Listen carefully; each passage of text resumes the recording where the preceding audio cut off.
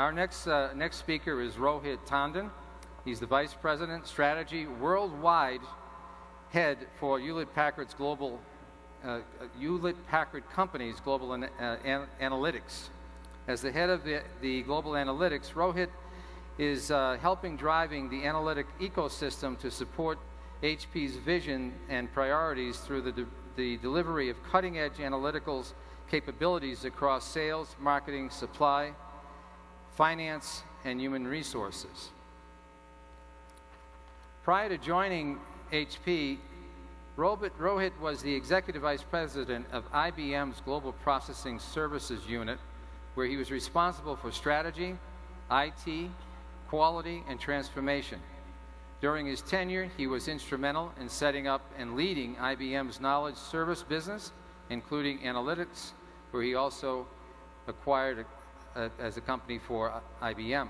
So prior to IBM, he drove the analytics business at Genpact, leading a team of 2,500 analytic practitioners. He brings with him 20 years of leadership across the IT, consulting, and advertising sector. He's worked for several senior positions at GE, Accenture Consulting, and JTW, and Ampersand. He holds a master's degree in computer applications. He holds a graduate degree from Stevens College and Delphi University. He's a certified, now, I read this bio, I'm saying, I think I want to meet this guy. He is a master black belt 6 Sigma. I have no idea what that means, but I think you're a pretty tough guy, I would guess. Okay. So the title of his address is Big Data to Drive Business Results. Everyone, please welcome Rohit Tandon.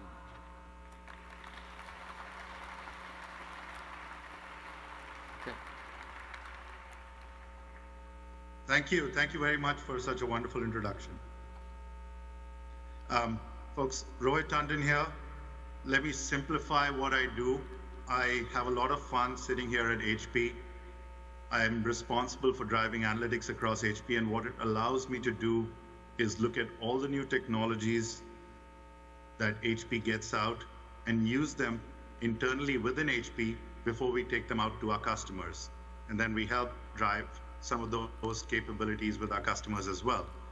We also continuously look in the marketplace for new things to do, and again, try and find ways to make HP benefit from them, and then take it out to the customers. So I'm talking to you all today from sunny Palo Alto, though I wish I was with all of you in one of my favorite cities, Guadalajara. Miss being there, but we'll be back there again soon. What I want to do today is share with you a few aspects about big data, what we're doing in that space, where this is headed, and really give you an idea of the kind of work and applications that we've done in the space of big data. Because traditionally, when we talk about big data, you know, we used to have this whole discussion, what is big data? And half the people in the room didn't have a clue. I'll get to sharing what most of the other people thought. But first, if I go to the first slide, really, we've seen and we've grown up in this exciting time where, from a scenario where in the late 80s, I got my first email ID and I was struggling to figure out what to do with it, to a scenario where today, every interaction that we've got is somehow linked to the internet. We've got people not just emailing, but tweeting, being on WhatsApp, all kinds of applications, and practically everything that we do is today connected to a backbone called the internet, which got introduced way back. We're really exploiting the broadband, the space out there, and cramming it with so much of data that the question is, what do we do with that data? It's also, if you look at it from the other side, it's becoming tougher and tougher to live in this world without being totally connected to that Internet of Things. I mean, I don't know how many of you tried to get the new iPhone and stood iPhone 6 and stood in those long lines.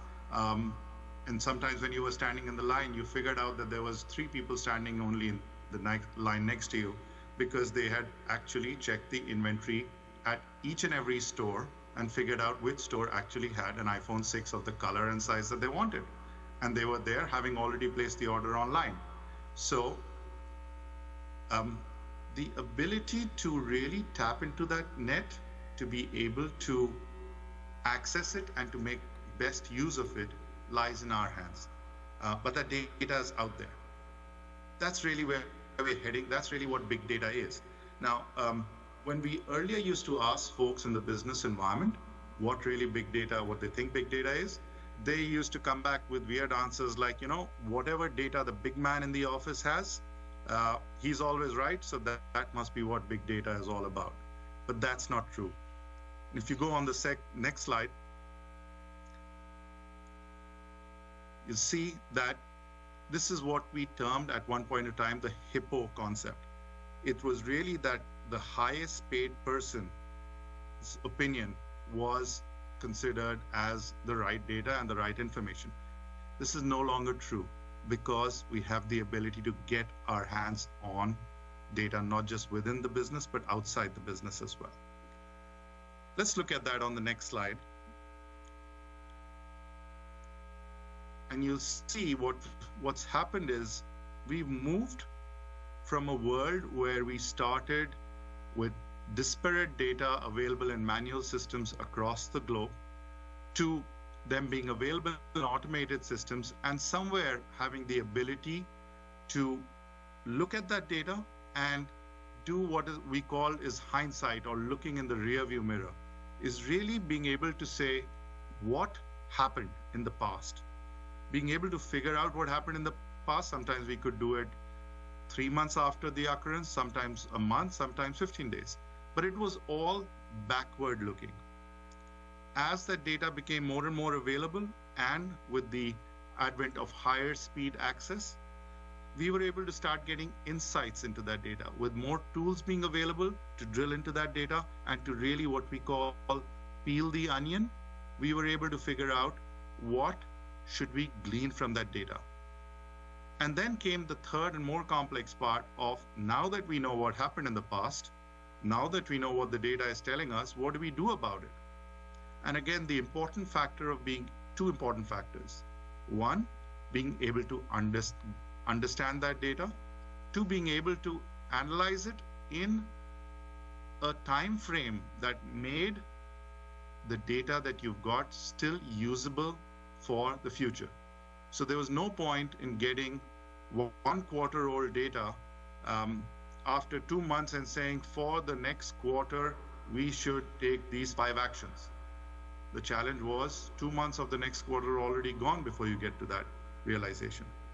So big data is not just about the quantum of data, it is about where you get that data from and how that data is available to you to be able to analyze and to make business decisions based on. So if you go to the next slide, I'll just quickly share with you what space we're talking about. And we're all familiar with the old space of traditional data, which came from our enterprise systems. There's a huge world out there that's generating so much of data that we talked about earlier, where estimates are that there will be 30 billion devices out there for just 8 billion people in this world. So all of this data that's getting generated, which is not numbers, which is mostly text, mostly contextual text, is available for analysis and to glean insights out of. One of my favorite examples in this space is, you go for a test drive for a car, and through half an hour of driving the car and testing it, at all points you're sharing your view and your opinion with whoever is from the dealer's side sitting next to you. And then at the end of that half hour, they give you a form and they ask you to fill that out and tell you what you thought about the car.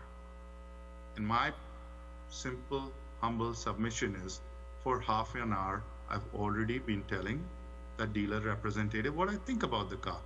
Why do I need to translate it into numbers and on a scale of 1 to 5 ratings and some verbal comments when I've already shared all of the information? That's the same space we're in the business world, in the real world out there. Information about what customers think about our products, information about what products are being evaluated as substitutes to us is all available on the net. We do not need to go out and do surveys or look deep into numbers and data to figure that out. At the same time, this is not the end. There is also an area which we're calling dark data, which we still don't have access to, which hopefully in the coming decades, we'll figure out how to get our arms around and have new technologies and new tools that my team and I can play with to come back with more answers.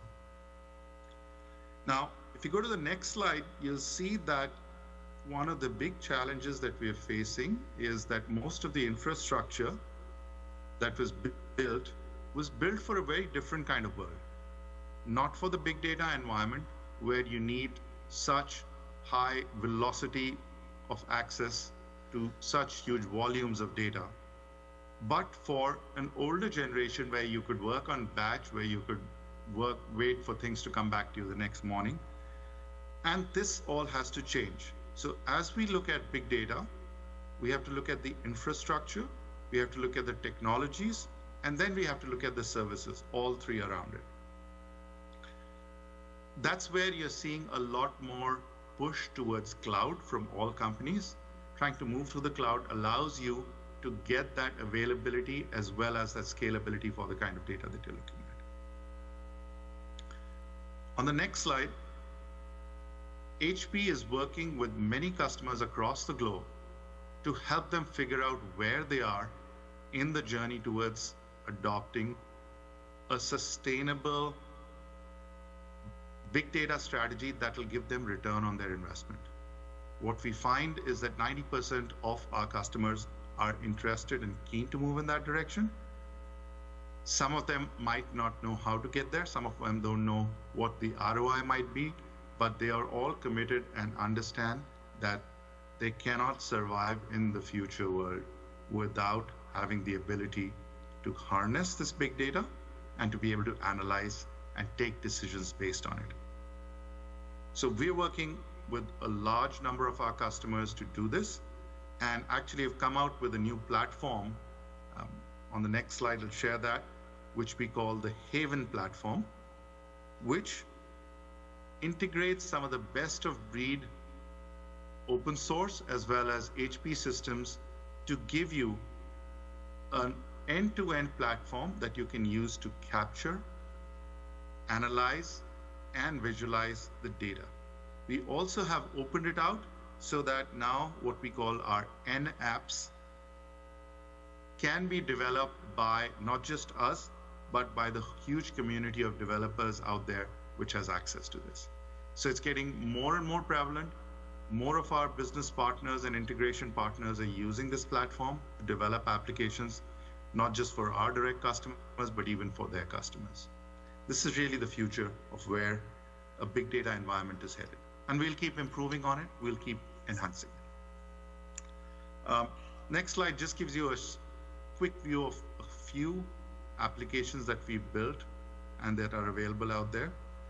They are, in this particular case, for IT management, as well as for marketing. In IT, there's a huge amount of data that gets generated when you look at your system logs, etc.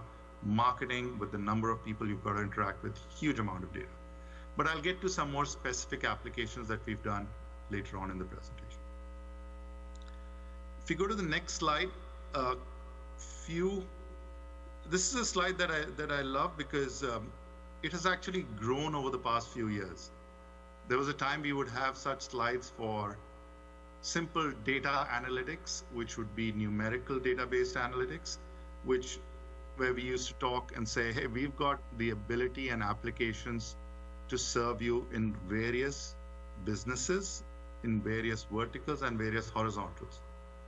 And at one point of time, frankly, the only application of big data that was talked about across the globe was that we can do sentiment analysis. And I think beyond a point, a lot of people got tired of listening to that and bored of it and kind of tuned off.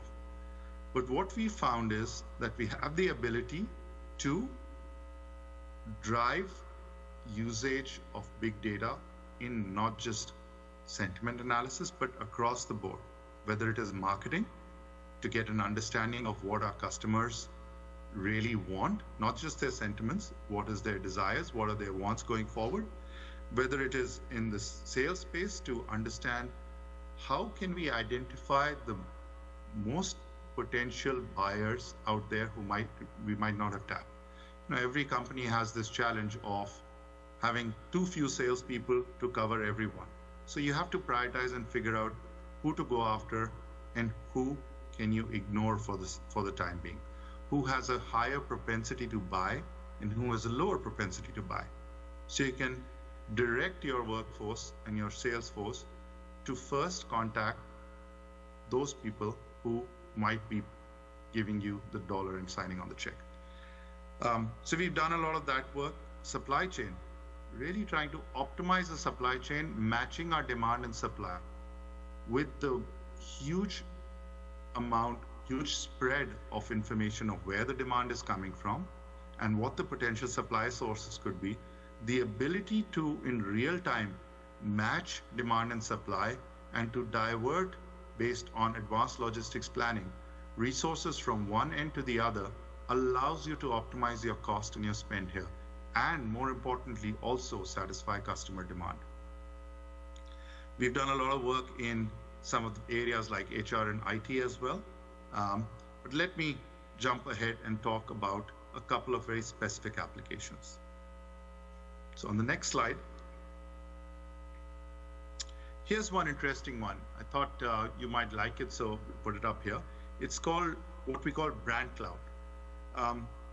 What's happened in the past few years is that while companies used to try and manage a consumer's perception of their brand, of their products directly or through some dealers, there is now a huge prevalence of what we call influencers in the web space.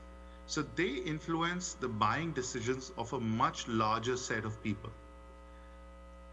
When you go out there and try and figure out from your social media strategy perspective, who should you go and invest in? Where should you put your dollars? A lot of times you do not know where the clusters exist.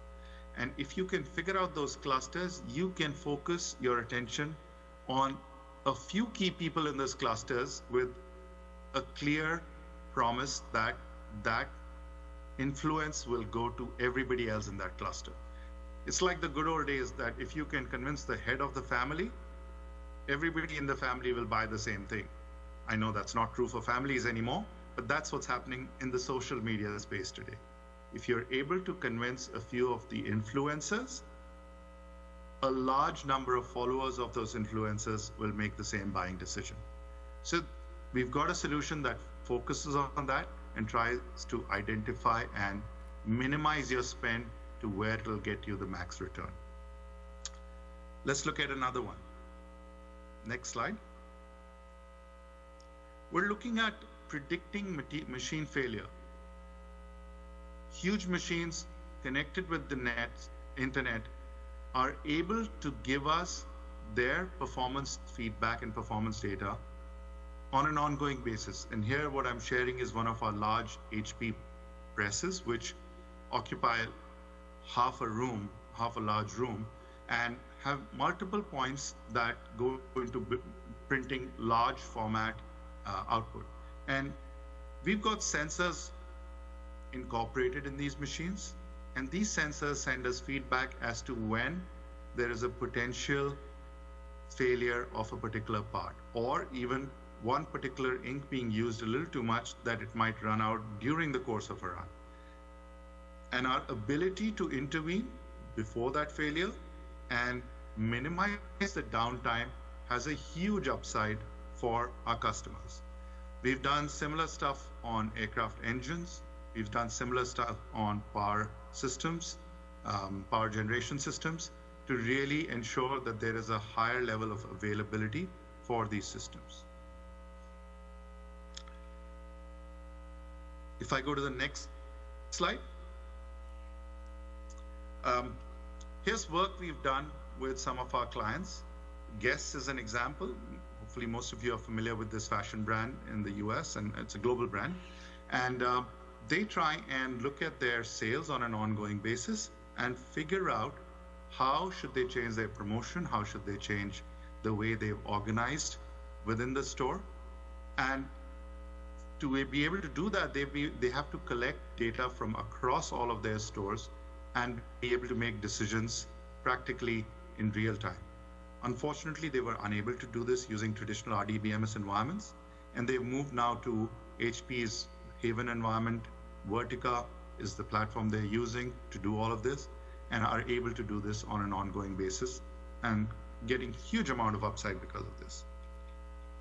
Another one, Cigna, healthcare provider, has now used our platforms to give real-time access to its consumers to figure out how much have they spent on healthcare, how much more are their budgets, what more could they spend. Again, this was not available in the traditional environments that we had earlier. Air Nippon Airlines, All Nippon Airlines, the Japanese airline, they've done a huge amount of personalization based on data that we trap for them on their websites to figure out how they can sell more. And they've actually seen a 30% upside in their conversion from browsing to actually buying. Next slide, another interesting one. I'm trying to give you a flavor of different kinds of applications without getting too deep into them, so that you understand how big data is now getting all pervasive in different arenas. NASCAR, one of our large clients, had a challenge. Every time it would rain, the races would stop, and they would kind of lose a lot of connect with their people. So what they started doing was using some of our technology to get out to the people and start polling them for different things, start tweeting and capturing that information and displaying it live in the stadium. And that kept everyone engaged while they had these huge machines which was sucking away all the water from the tracks. Another one, Avis, they have around 5 million plus people accessing their website every day. They need to have the ability to analyze what's going on, make sure they have high availability, and make sure that they are able to understand what the customer is looking for. They're again using our platforms. A few more, next slide. UPS, they need to know where all the packages that they are that they've shipped out, that they're helping ship out across the globe, where are they? And we've given them the ability to know within 30 to 40 minutes of arrival, departure times, where each and every package exists today. Again, real-time availability through use of big data and our technologies. Another one is Comcast, which is the cable company, which is right now looking at what kind of programs people are watching across their subscriber base and trying to figure out and direct the right kind of campaigns to the appropriate subscribers, rather than getting out with a food networking channel to somebody who's interested in motorcycles. And then again, somebody could be interested in both of those, just like I am, but that's a different story. Healthcare, we've done a lot of work there, especially with Stanford's Children's Hospital, where we're tracking and capturing a lot of data from the sensors to figure out on a real-time basis how the little children are doing, how they're performing, how they're improving. Over and above that, we also have automated and digitized a large amount of textual data which is captured through the various diagnosis that is done across the board for these kids. What it allows is a huge amount of collaboration. It allows pattern detection. It allows us to figure out how well we could actually serve these kids, because we are able to leverage what we've done for one child with another. A couple more, and I'll try and round up in the next couple of minutes. Vodafone, in the next slide. We've helped them by, they've got a large amount of IT systems as well as networking systems which continuously capture data. But that also means there is multiple points of failure. For them to be able to get to the root cause and be able to diagnose what to fix and where to fix is extremely crucial to give the customers the right kind of uptime experience. Again, we've done a huge amount of work with them on logging their data on our ArcSight systems and being able to analyze that in a real-time basis. We are actually now predicting where the failure might happen. So this is not directly off the systems, but pulling it into ArcSight and then predicting where failure could potentially happen. Similar kind of applications are being done by us in IT ops across the globe. The next slide, another interesting one, which is in the area of fraud protection. The number of credit card transactions across the globe, huge. Just for example, Morgan Stanley has around 10 to 11 million emails relating to card transactions that they have to manage on a daily basis. We've deployed our solutions there to help in fraud prevention. Clearly, you agree that there's no point figuring out that somebody's trying to use your credit card 3 months after they used it. You'd rather know in real time if some usage is happening. So that's the kind of applications that we are in. That's the kind of space that big data is able to exploit today.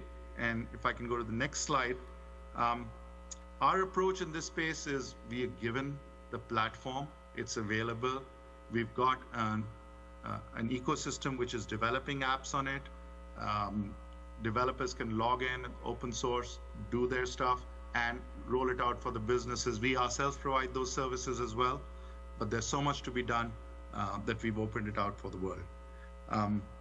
With that, come to my last slide, which is really that if you want to maximize your investment on big data, which hopefully most, if not all of you are thinking about getting in this space, you've got to make sure that you've got the right environment in terms of infrastructure.